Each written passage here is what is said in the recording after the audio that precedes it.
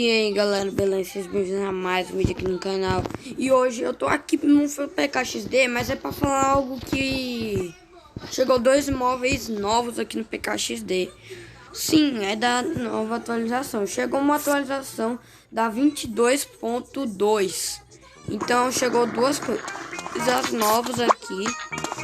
E eu vou lá no robôzão longo só pra mostrar.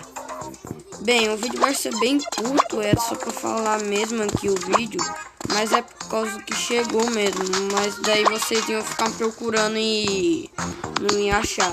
Eu já tinha pensado que era a porta do robôzão, ou a outra porta que é lá do pet shop que abriu, eu não sabia qual era, fui lá ver e era...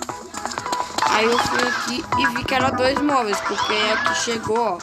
Chegou esse sofá laranja.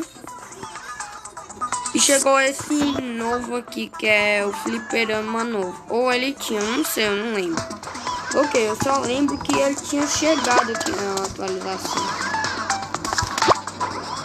Eu não sei o porquê que chegou, mas tem que ter uma atualização aí.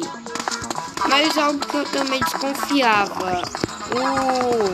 Só que o admin dava a atualização do nada, por causa que, tipo, chegava uma atualização assim do nada. Aí não era nada quando o pessoal vinha.